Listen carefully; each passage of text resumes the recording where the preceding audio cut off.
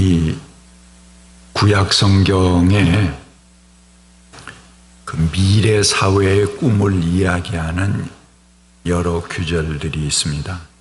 근데 그 중에 가장 많이 나타나는 이상이죠. 미래 사회에 대한 이상으로 바로 오늘 본문 맨 마지막 절에 자기 포도나무와 무화과 나무 아래서 먹고 사는 것입니다. 이 말씀은 다른 예언서들에도 나타나고 시편에도 자주 나옵니다. 저는 처음에 이 구절을 보고 적잖이 실망을 했습니다. 고작 꿈꾸는 사회의 이상이 자기 포도나무와 무화과 나무 아래서 먹고 사는 것인가? 좀 더 그럴듯한 그런 꿈은 없을까? 그런 생각을 했습니다. 그런데 나이가 드니까는 이 소박한 이상이 얼마나 중요한 것인가 하는 것을 실감하게 됩니다. 스가랴의 말씀은 포도나무와 무화과 나무 아래에 거하는 것이고 거기에 이웃을 초청해서 함께 그들과 잔치를 벌이든 그들과 함께 초청해서 사는 그런 이상이 첨가됩니다. 금상첨화라고 볼 수 있겠습니다. 우리가 선거 때마다 재벌 해체 이런 거창한 구호들을 외쳐보지만 재벌 해체는 고사하고 동네에 악독한 가게 하나 문 닫게 만들 수 없는 것이 우리들의 현실입니다. 제가 쌍용차 해고 노동자들을 비롯해서 이 해고된 노동자들과 여러 차례 연대하며 투쟁을 하기도 했습니다. 그런데 그들의 누명이 벗겨지고 다시 생산 라인에 서는 것이 해결책인가? 그런 생각을 하면은 썩 마음이 박지 못합니다. 보다 근본적인 해결책은 없을까 하는 생각을 가져보았습니다. 그러기 위해서 우리들의 일터가 단지 내 노동을 시간 단위로 팔아먹는 것이어서는 안 됩니다. 그것 이상의 노동이 되어야 되는 거죠. 그런데 나의 노동이 반드시 누군가의 이윤을 위해서 일해야 한다면 그건 반드시 착취당할 수밖에 없습니다. 부조적인 모순 속에서 발버둥치게 되는 것이죠. 기계 문명이 발달하면서 우리는 이 기계에 대해서 굉장히 많은 기대를 걸었습니다. 기계가 인간의 노동 시간을 단축해주고 그 결과로 우리들은 여가를 즐길 수 있을 것이다. 그런 생각을 했습니다. 세탁기가 처음 생겼을 때 주부들이 빨래할 시간에 책을 읽을 줄 알았습니다. 학교 컴퓨터가 도입되었을 때 선생님들이 서류 작성하고 결제판 들고 왔다 갔다 하는 시간, 그런 잡무에서 벗어나리라고 생각했습니다. 그런데 최근 조사를 보면 인간이 누리는 여가는 기계의 증가와 반비례한다 라는 결론이 나왔습니다. 수많은 기계들이 나오면서 우리의 생활은 더 복잡해지고 더 많은 스트레스를 받게 됩니다. 저도 이 컴퓨터 잘 익숙하지 않아서 할 때마다 아이디 검증하고 새로운 깔라고 그러고 그러면 아주 머리에서 쥐가 납니다. 근데 왜 그렇게 되었는가? 여기서 우리는 아주 중대한 사실 하나를 간과했습니다. 기계를 도입하고 새로운 설비를 들여오는 것이 인간의 생활을 편리하게 만들려면은 그 기계와 설비에 대한 주도권을 노동자들이 가지고 있어야지 노동 시간을 단축할 수가 있습니다. 10시간 일할 것을 5시간만 일해도 된다. 그건 기계나 설비에 대한 주도권을 노동자들이 가지고 있을 때 가능한 이야기입니다. 그러면 당연히 5시간 일하고 5시간은 쉴 수 있겠죠. 그런데 현실은 어떻습니까? 기계나 설비에 대한 주도권을 가지고 있는 것은 자본가입니다. 기업주의입니다. 그들 입장에서 새로운 설비를 하고 기계를 해서 노동시간이 확 줄었다. 그러면 어떻게 하겠습니까? 당연히 자기 종업원들, 노동자들을 반으로 줄일 것입니다. 그래서 반은 정리해고시키고 밖으로 쫓아내보내겠죠. 이른바 신자유주의적인 해결 방법입니다. 대량 해고와 구조조정이 반드시 뒤따르게 되어 있습니다. 그래서 기계의 증가로 인해서 결국 인간의 노동력이 필요한 것은 예전에 비해서 20% 또는 10% 요즘 점점 더 줄어듭니다. 더 작은 프로테이지만 사람만 필요하다는 것입니다. 그러니까는 나머지 선택되지 못한 90%는 선택된 10%가 흘리는 부스러기로 먹고 살라는 것입니다. 여가를 즐기기는커녕 생존의 장에서 쫓겨나게 되었습니다. 그래서 피를 말리는 정리해고, 비정규직의 노동, 서로 경쟁 상태에서 언제 쫓겨날지 모르는 그런 고단한 직장 생활을 해야 되게 되어버렸습니다. 이것은 소유한 사람과 고용된 사람, 일하는 사람이 분리되었기 때문에 나타나는 모순입니다.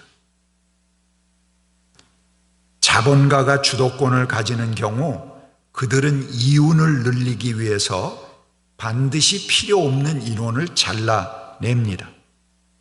그렇기 때문에 이 현대사회의 성장은 성장되더라도 고용 없는 성장이다.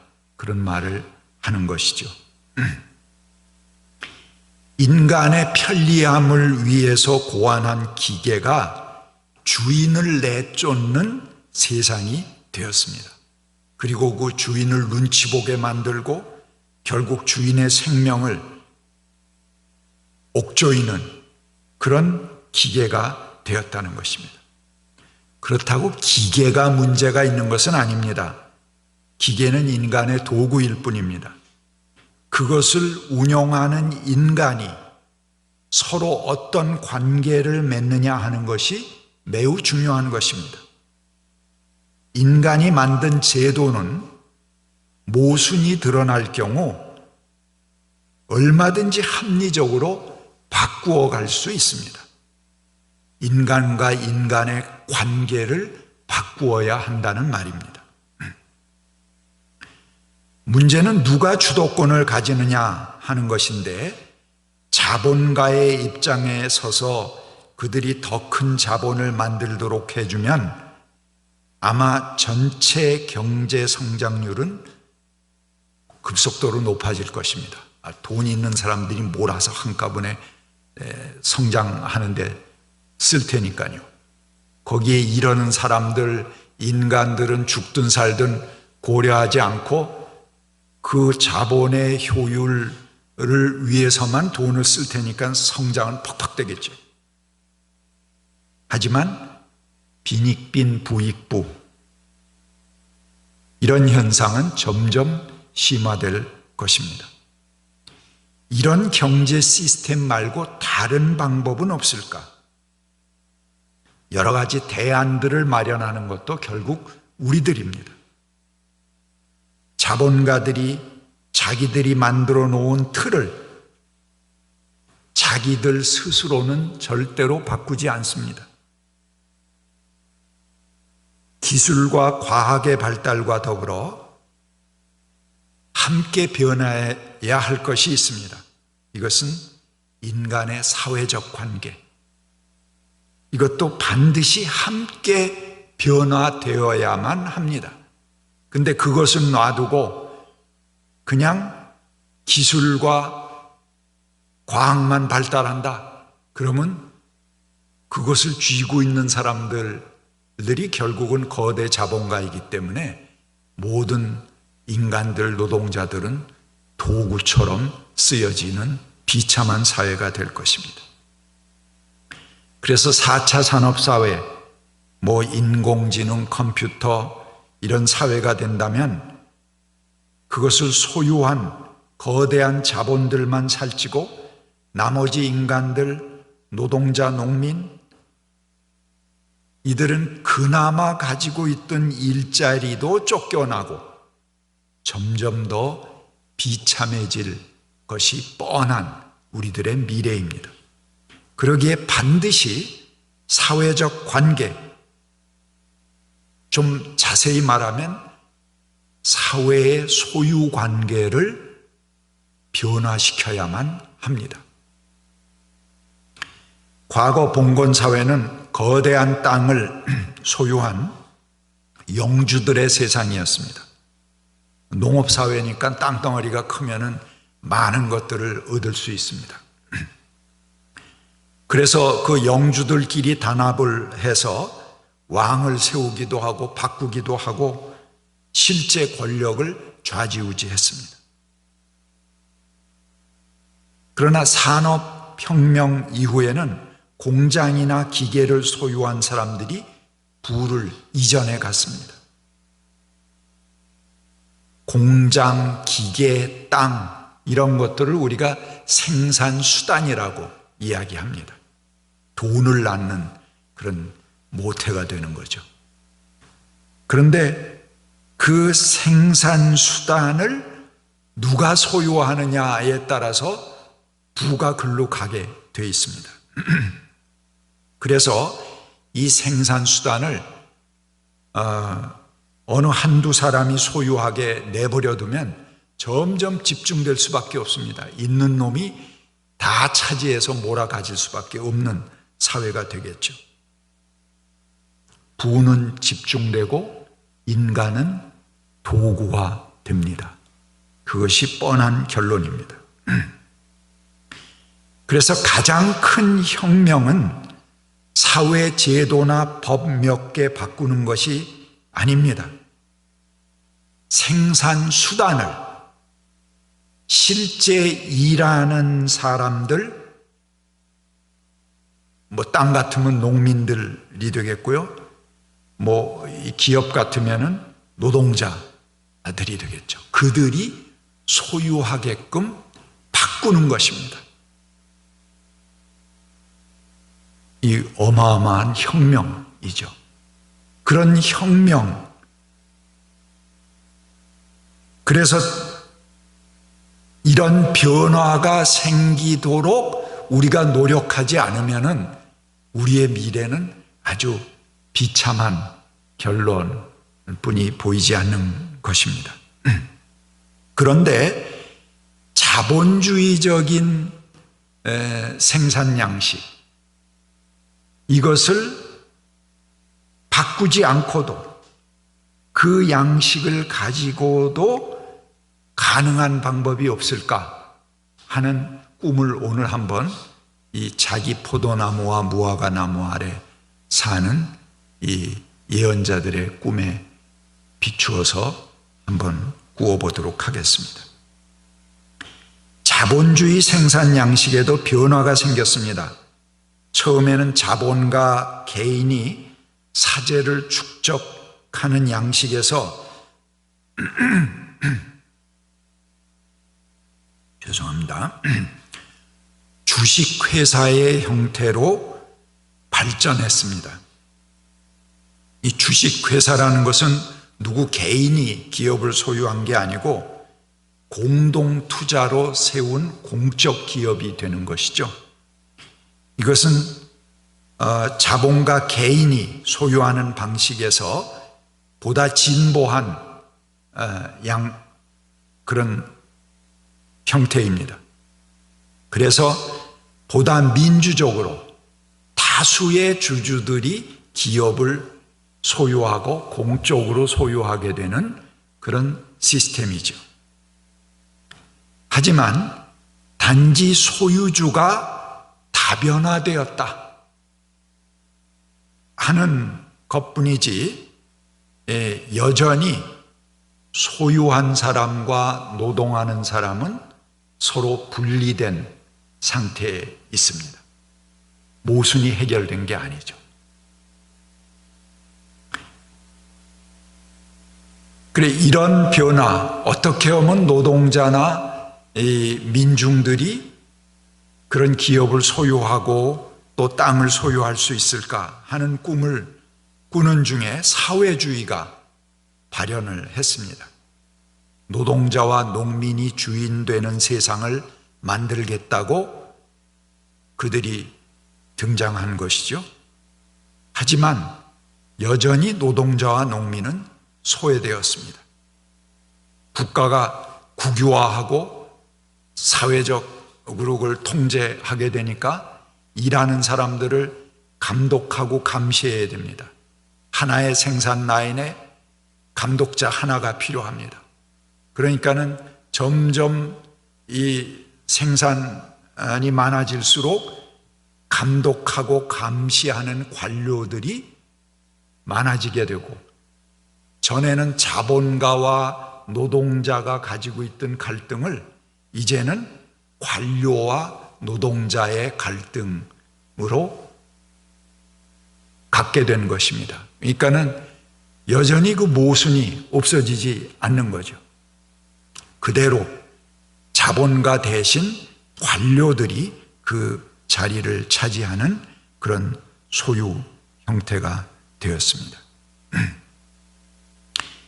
자본주의 내에서 주식회사보다 보다 진보한 소유 형태는 협동조합의 형태라고 볼 수 있겠습니다.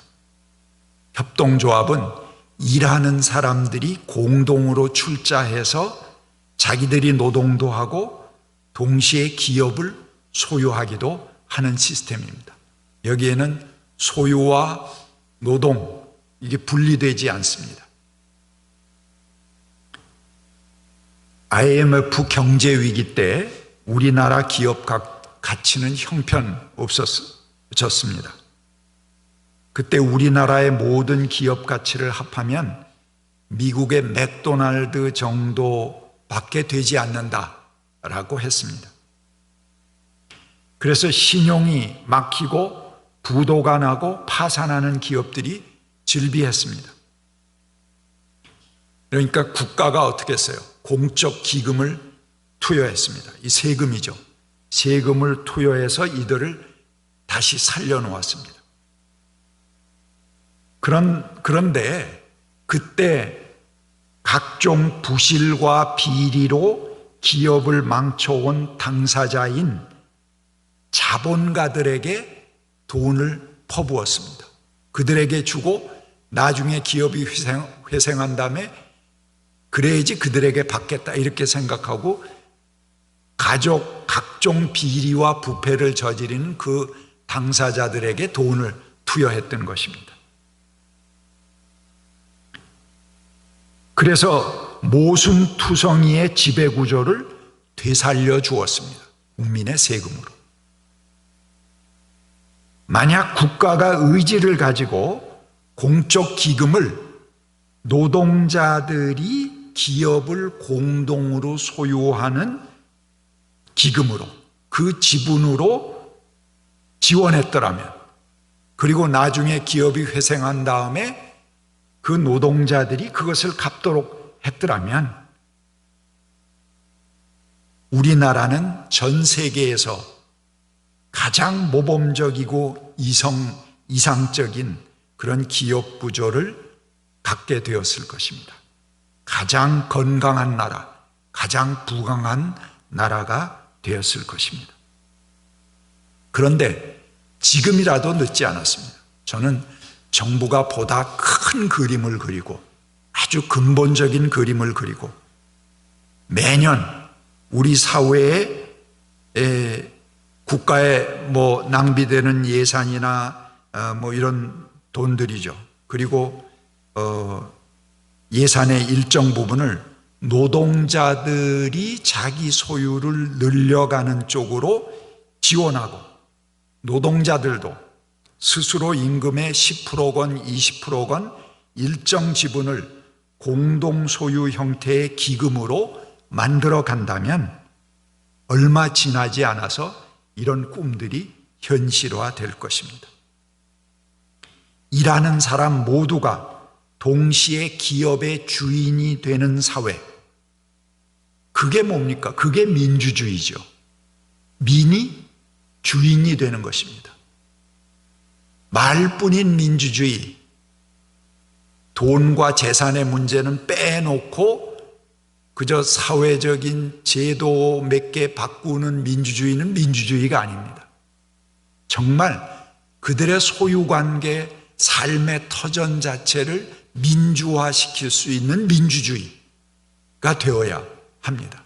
그러기 위해서는 우리 실제 노동하고 일하고 농사 짓는 사람들이 실제 땅과 기업과 생산 이 수단들을 자기들이 나누어 소유할 수 있도록 방향을 잡고 점점 국가가 거기에 도움을 줘 나간다면 이런 변화는 금방 생겨날 수가 있습니다.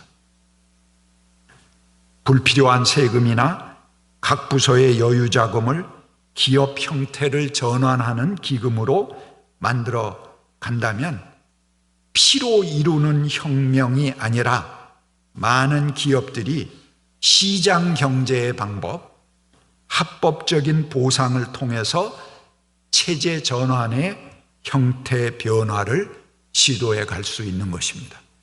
그게 바로 혁명 아니겠습니까? IMF 경제위기 때 도산 위기에 처해서 헐값에 넘어가는 기업들을 노동자들이 나서서 인수하기도 했습니다. 그래서 종업원이 기업을 인수해서 상당한 기업들이 형태 변화를 시도했습니다. 우리는 의식하지 못했지만 그때 기업의 구조에 바람직한 전환이 이루어질 수 있는 그런 기회이기도 했습니다. 그때 국가 권력이 의지를 가지고 우리 사회의 생산 관계의 변화를 시도해 나갔더라면 하는 아쉬움이 큽니다. 국가 위기와 함께 민주적인 정부가 들어서고 경제 공부를 누구보다도 많이 한 김대중 대통령, 준비된 대통령이 있었는데도 오히려 급격하게 신자유주의 아래 무릎을 꿇는 방식으로 선택을 하고 말았습니다. 코로나19로 인해서 기본소득이 논의되고 또 많은 공적 자금이 투여됩니다. 이럴 때 국가는 큰 그림을 가지고 그 변화의 방향을 잘 잡아가야 한다고 생각합니다. 물론 IMF 때 기업을 지원하는 것과는 지금 다른 지원들입니다.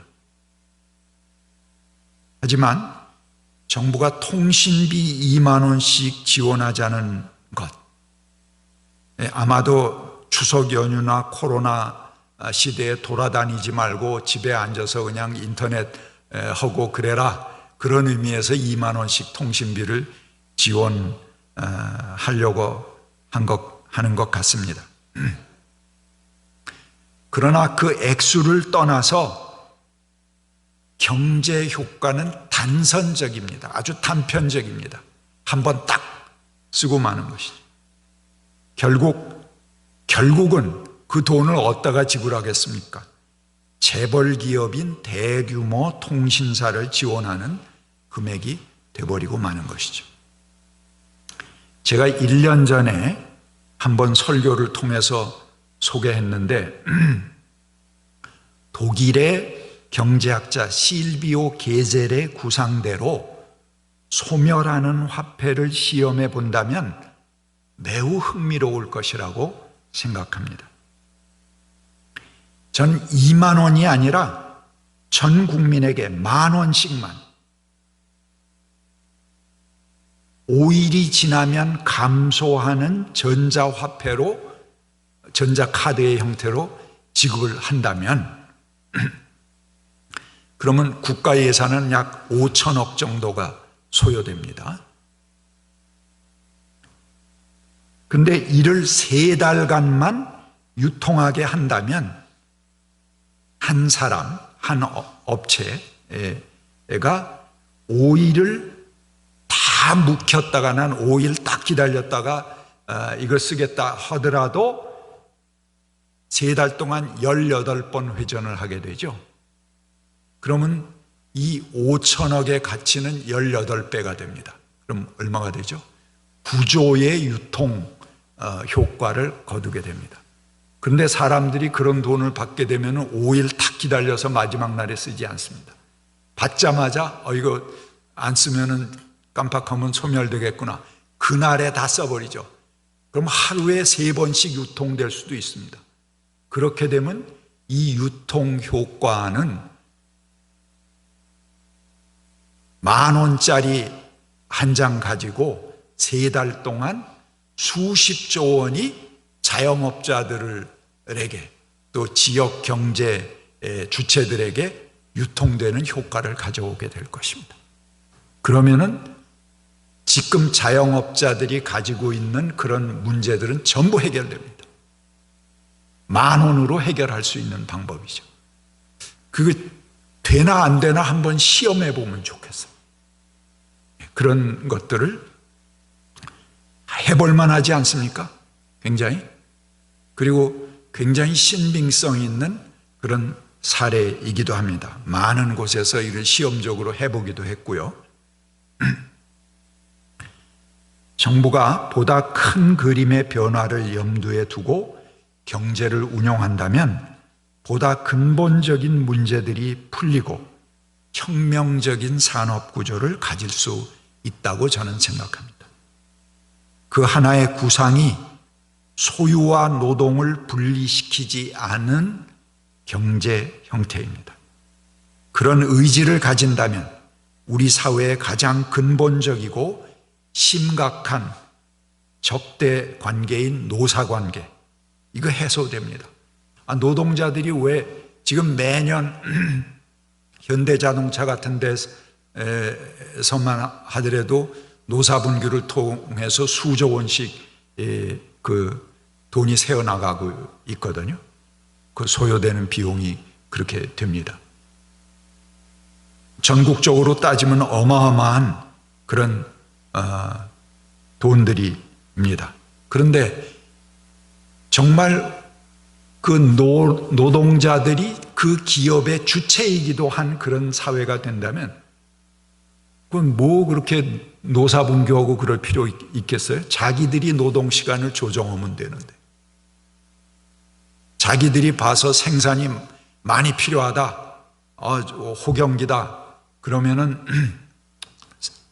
오히려 밤을 새서라도 일할 것이고, 저 불경기다, 잘 재고가 쌓인다 그러면 휴가를 가지면서 여가를 즐길 것이고, 얼마든지 자기들이 조정할 수가 있습니다. 그리고 소유주의이기도 하기 때문에 뭐 임금 가지고 맨날 싸울 필요도 없습니다. 임금이 많으면 그만큼 배분이 적어지는 것이고, 또 배분과 임금 이 두 개의 관계를 가지고 자기들이 얼마든지 조정해 나갈 수 있는 그런 사회가 될 것입니다. 그렇게 된다면 관료의 힘도 훨씬 줄어들어도 될 것이고 군사 조직도 최소화할 수 있을 것입니다. 작은 것이 아름답다,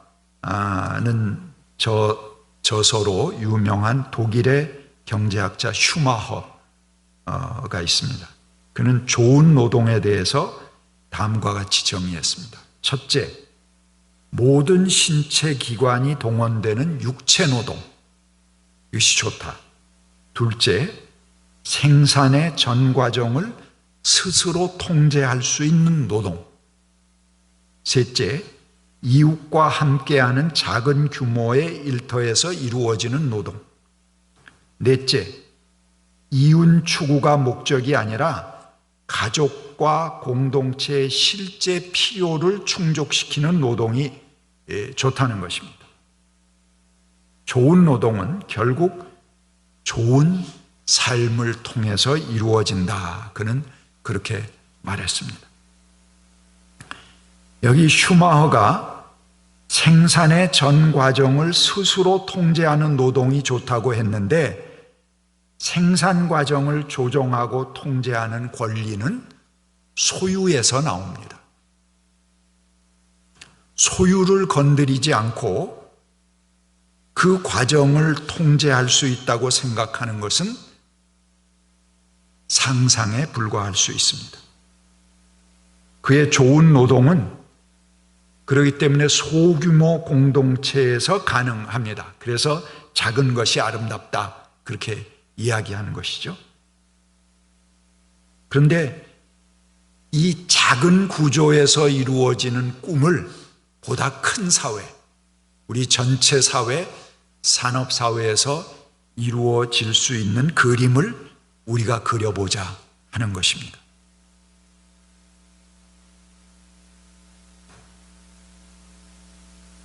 이런 그림이 완성된다면 그것이 혁명이죠.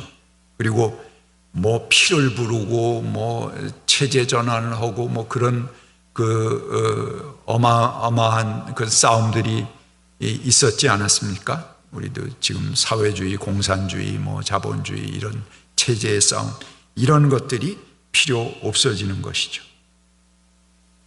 그런 폭력적이고 강제적이지 인 방법 아니고라도 자본주의 시장경제 체제 안에서 주식회사의 보다 발달한 형태를 통해서 충분히 그동안 자본을 가지고 있던 사람들도 보상을 받아가면서 기업 자체가 구조가 변화되는 그런 방법이 가능하지 않겠는가 하는 생각입니다.